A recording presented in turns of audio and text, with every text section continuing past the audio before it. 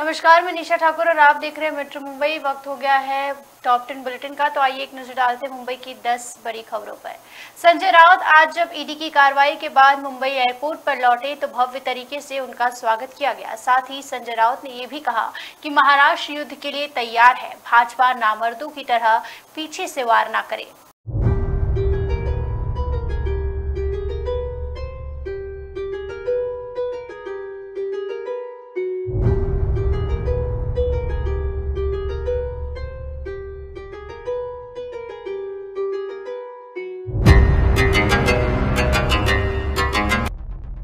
ये नज़ारा, ये तस्वीरें उस वक्त की है जब संजय राउत दिल्ली से वापस लौटे, वो भी उस वक्त जब ईडी ने उन पर शिकंजा कसा है।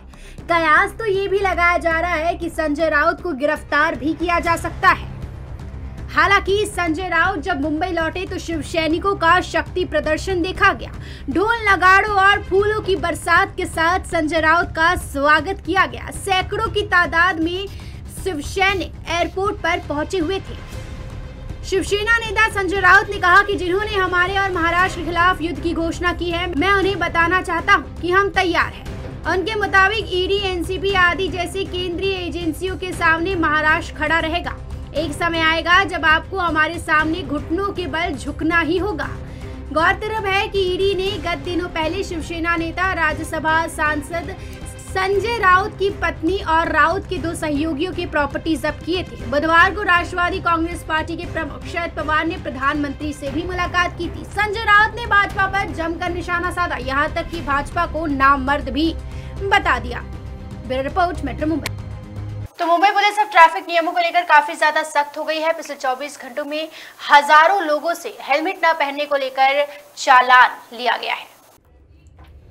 बिना हेलमेट पहने वाहन चलाने के आरोप में पिछले 24 घंटे में मुंबई ट्रैफिक पुलिस ने 2835 दोपहिया वाहन चालकों के खिलाफ मामला दर्ज किया है। पिछले दिनों पुलिस आयुक्त संजय पांडे ने लोगों से ट्रैफिक नियमों का सख्ती से पालन करने एवं ट्रैफिक पुलिस से पालन करवाने को लेकर खास निर्देश दिए थे। जानकारी के अनुसार मात्र 24 घंटे में ही इतनी संख्या में केस दर्ज कर मुंबई ट्रैफिक पुलिस ने रिकॉर्ड बनाया है, जो सामान्य तौर पर 200 से 250 केस दर्ज होते थे। इसके अलावा पार्किंग नियमों का उल्लंघन करने के आरोप में 2785 मामले दर्ज हुए हैं। गलत दिशा में यानी रॉन्ग साइड ड्राइविंग के मामले में 291 मामले दर्ज किए गए हैं। बिना परमिट की गाड़ी चलाने में 17 वाहन चालकों के खिलाफ मामला दर्ज किया गया है और रिमूव खटारा अभियान के तहत एक दिन में 323 गाड़ियों को जब्त किया गया है।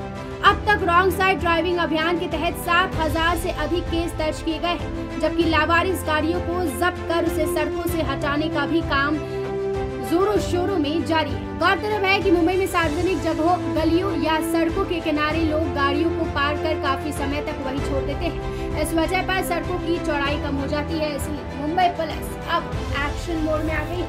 Bureau report, metro Mumbai. तो गर्मी धीरे धीरे बढ़ती जा रही है, एसी लोकल की मांग भी जो है वो तेज होती जा रही है। ऐसे में किराया जल्द ही कम हो सकता है।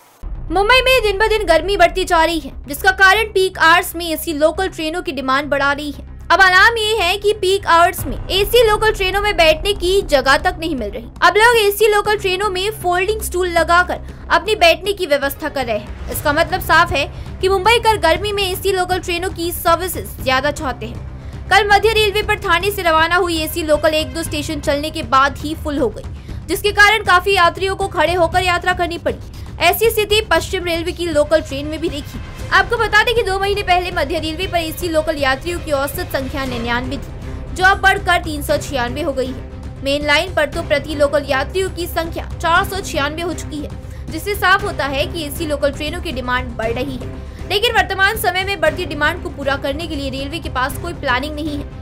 पश्चिम और मध्य रेलवे पर रोजाना एसी लोकल ट्रेनों की 80 सर्विसेज चल रही है, जिसमें से महज 20% एसी लोकल पीक आवर्स में चलती है, जबकि पीक आवर्स में एसी लोकल की सबसे ज्यादा डिमांड होती है। वहीं वेस्टर्न लाइन में एसी लोकल कई महत्वपूर्ण स्टेशनों पर नहीं रुकती। इसके अलावा रोजाना रेलवे से आम आदमी एसी लोकल का किराया कम करने की मांग कर रहा है। आम आदमी की मांग है कि एसी लोकल का किराया मेट्रो की तर्ज पर किराया जाए। मेट्रो मुंबई के लिए राजेश सोनी की रिपोर्ट। तो महंगाई की मार अब लोगों के खाने के प्लेट तक भी पहुंच गई है, क्योंकि दाल महंगा हो गया है। अर्थव्यवस्था खुलने के साथ ही दालें महंगी होने लगी है। बीते एक महीने में दाल दलहन के भाव 16% तक बढ़े हैं। स्कूल, कॉलेज और हॉस्टल खुलने के साथ ही पर्यटन बढ़ने ने होटल रेस्टोरेंट की मांग बढ़ा दी है। इस बीच डीजल के दाम बढ़ने से लॉजिस्टिक खर्च भी बढ़ा है। दूसरी तरफ महाराष्ट्र और मध्य प्रदेश जैसे उत्पादक राज्यों में अरहर की फसल 30% तक कम उतरने की आशंका जताई जा रही है। बीते एक महीने में सबसे ज्यादा 16% काबुली चना के भाव बढ़े हैं। अभी तक 110 रुपए प्रति किलो तक है, जो एक महीने पहले 95 रुपए प्रति किलो थी। देसी चना भी 5000 रुपए से बढ़कर 5100 रुपए प्रति क्विंटल हो गया है। इस बीच दालें 7 से 10% महंगी हुई है। अरहर दाल 125 रुपए प्रति किलो तक पहुंच गई है, जबकि सबसे सस्ती बिकने वाली चना दाल 80 रुपए प्रति किलो तक पहुंच गई है। महाराष्ट्र और मध्य प्रदेश के दाल व्यापारियों के मुताबिक अरहर एकमात्र ऐसी दाल है जिसका उपभोक्ता भी स्टॉक रखते हैं। मार्च से मई के बीच इसकी कंज्यूमर स्टॉकिंग चलती है। इसके चलते सेंटीमेंट अमूमन मजबूत रहता है। Bureau report, metro Mumbai. Navi Mumbai से एक हैरान करने वाला सीसीटीवी फुटेज सामने आया है, जहां महज खाने के कुछ विवाद के लिए 17 लोगों ने एक व्यक्ति को रॉड से जमकर पीटा। नवी मुंबई की कामोठा में एक हैरान कर देने वाली घटना सामने आई है, जहां खाने के मामूली विवाद में 17 लोगों ने मिलकर 2 युवक को लोहे के रॉड से पीटा।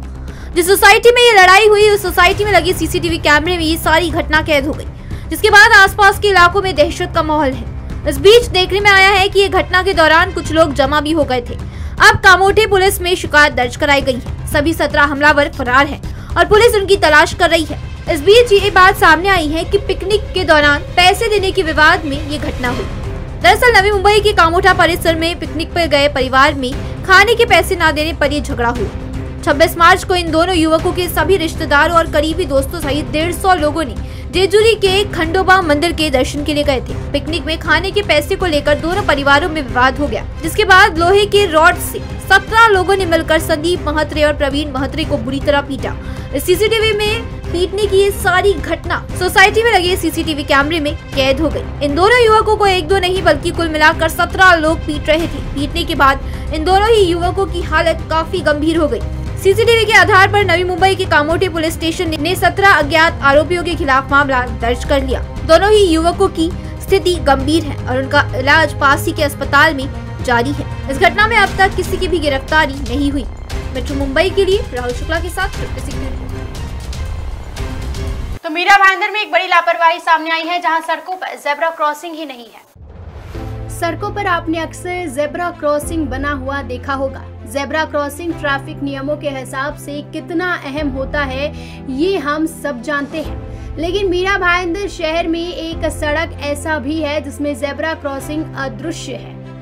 हम बात कर रहे हैं मीरा भाईंदर हाईवे की, जो करीब 5 से 7 किलोमीटर लंबा है और ये शहर की सबसे प्रमुख शहर है और ये मुंबई अहमदाबाद एक्सप्रेसवे और थाने की ओर जाने के मार्ग से शहर को जोड़ता है। गोल्डन नेस्ट सिग्नल हो या काशीमीरा सिग्नल हो या चाहे एसके स्टोन का सिग्नल हो, कहीं पर भी जेब्रा क्रॉसिंग नहीं बनाए गए हैं। लिहाजा कई बार वाहन चालक सिग्नल को क्रॉस कर जाते हैं, जिसके बाद वहां मौजूद ट्रैफिक पुलिसकर्मी उनके खिलाफ दंडात्मक कार्रवाई पर फाइन वसूलते हैं।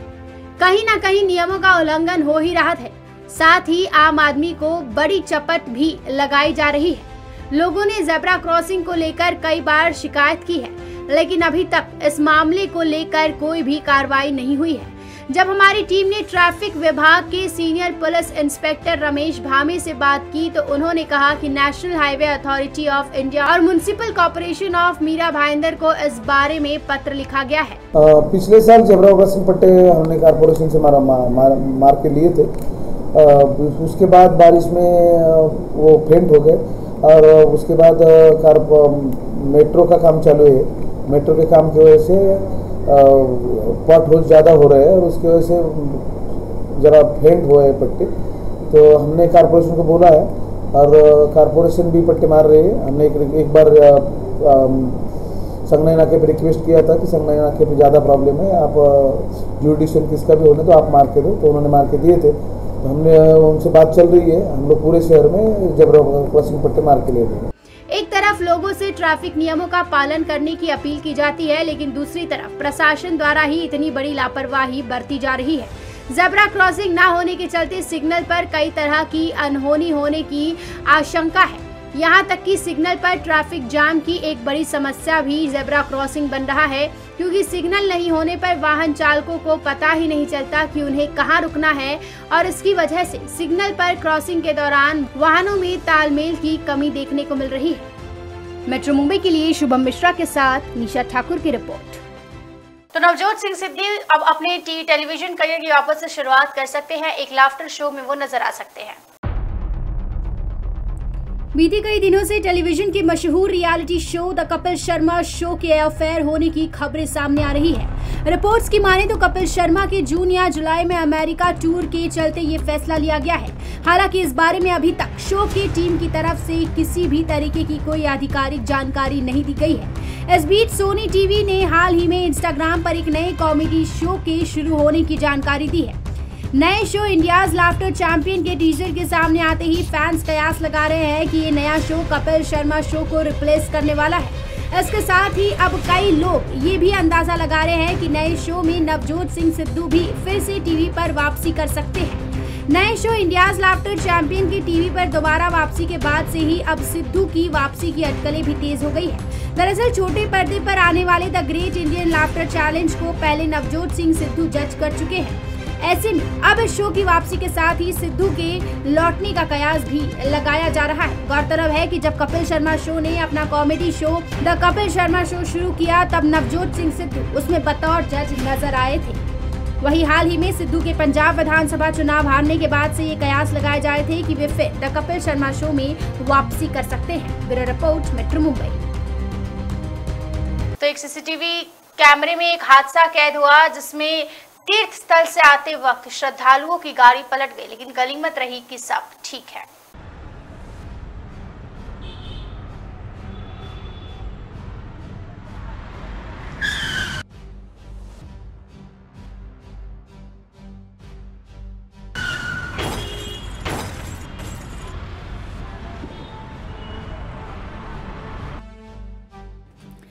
आए दिन सोशल मीडिया पर सड़क हादसों के वीडियो देखने को मिलते हैं। ऐसा ही एक वीडियो सोशल मीडिया पर तेजी से वायरल हो रहा है, जिसमें बताया जा रहा है कि श्रद्धालु एकवीरा देवी का दर्शन कर वापस मुंबई की ओर जा रहे थे। उसी दौरान एक श्रद्धालु की कार का भयानक एक्सीडेंट हो गया। घटना सीसीटीवी में कैद हो गई। गनीमत रही कि इस हादसे में सभी श्रद्धालु सुरक्षित रहे। कार में 5-6 यात्री सवार थे। चालक ने कार से नियंत्रण खो दिया और कार 4 बार पलटी। घटना खंडाला RPTS 60 मोड़ पर घटी। उधर एक अन्य घटना में टैंकर द्वारा टक्कर मारे जाने से पुणे के चंदानी चौक से वारजी मालवाड़ी की ओर जाने वाली रोड पर हुए हादसे में 2 पहिया सवार बुजुर्ग की मौत हो गई। ऐसे हादसे आए दिन देखने को मिलते हैं। Bureau report, metro Mumbai. तो भारत का एक मशहूर IDBI बैंक बंद हो सकता है। बैंक प्राइवेटाइजेशन को लेकर सरकार तेजी से काम कर रही है। सरकार जल्द से जल्द एक सरकारी बैंक का प्राइवेटाइजेशन करना चाह रही है। खबर है कि IDBI बैंक में सरकार अपनी हिस्सेदारी बेच सकती है। इसके लिए मई में रुचि पत्र मंगवाने की योजना बन रही है। इससे पहले सरकार की योजना अप्रैल में IDBI बैंक के निजीकरण के लिए EOI आमंत्रित करने की थी। बुधवार को इस बैंक का शेयर 9% तक उछलकर 49.10 रुपए पर पहुंच गया था। इस प्रक्रिया को चालू वित्त वर्ष 2022-23 में पूरी की जा सकती है। मामले की जानकारी रखने वाले सूत्रों ने कहा कि IDBI बैंक के विनिवेश के लिए रोड शो अभी खत्म नहीं हुआ है। सरकार अब मई में EOI आमंत्रित करने की योजना बना रही है। दरअसल LIC IPO और रूस यूक्रेन संकट के बाद बाजार में आई उथल पुथल के चलते देरी हो रही है। मीडिया रिपोर्ट्स के मुताबिक सरकार वित्त वर्ष 23 में IDBI बैंक के निजीकरण को पूरा करने का लक्ष्य लेकर चल रही है और मौजूदा RBI ढांचे के भीतर ही होगा। Bureau report, metro Mumbai. Anuradha Padwal ने राज ठाकरे का सपोर्ट किया है। उन्होंने भी ये मांग की है कि मस्जिद के लाउडस्पीकर्स को हटाया जाए। राज ठाकरे द्वारा गुड़ी पाड़वा के दिन मस्जिदों के लाउडस्पीकर्स पर दिए गए बयान का बवाल अब तक थमने का नाम नहीं ले रहा है। इस बीच मशहूर गायिका अनुराधा पौडवाल ने भी अपना बयान रखा है, जहां उन्होंने कहा है कि विदेशों में कई ऐसे देश हैं जहां मस्जिदों के लाउडस्पीकर्स पर बैन लगा है। इसी प्रकार भारत में भी इस पर प्रतिबंध लगना चाहिए। एक न्यूज पोर्टल को दिए इंटरव्यू में अनुराधा पौडवाल ने कहा कि वो दुनिया के कई देशों में घूम कर आई है और उन्हें भारत के अलावा ऐसा कहीं होते हुए नजर नहीं आया। अनुराधा पौडवाल ने ये भी कहा कि वो किसी धर्म के खिलाफ नहीं है, लेकिन भारत में इसे जबरन प्रोत्साहित किया जाता है। उन्होंने ये भी कहा कि लाउडस्पीकर से होने वाली अजान से परेशान दूसरे धर्मों के लोग ये प्रश्न पूछना शुरू कर देते हैं कि वो ऐसा क्यों नहीं कर सकते। इस बारे में आगे बात करते हुए अनुराधा पौडवाल ने कहा कि मुस्लिम देशों में भी इस प्रकार की चीजों को प्रोत्साहित नहीं किया जा रहा है। कई मिडिल ईस्ट के देशों ने लाउडस्पीकर पर बैन लगा दिया। अनुराधा पौडवाल ने ये भी कहा कि अगर लाउडस्पीकर पर अजान बैन नहीं हुई तो लोग इस पर हनुमान चालीसा शुरू कर देंगे, जो कि सामाजिक सौहार्द को बिगाड़ सकता है। अनुराधा पौडवाल एक लोकप्रिय गायिका है। उन्होंने कई फिल्में गाने गाए हैं और वो कई भजन भी गा चुकी है। इससे पहले भी 2017 में सोनू निगम ने लाउडस्पीकर पर होने वाली अजान को लेकर सवाल उठाए थे। अब देखना होगा लाउडस्पीकर पर शुरू हुआ ये सवाल जवाब आखिर कब थमने का नाम लेता है। मेट्रो मुंबई के लिए तृप्ति सिंह की रिपोर्ट। तो ये थी मुंबई की 10 बड़ी खबरें और आप देख रहे टॉप 10 बुलेटिन। रोज रात मेरे साथ देखिए मुंबई की टॉप 10 बुलेटिन सिर्फ मेट्रो मुंबई पर।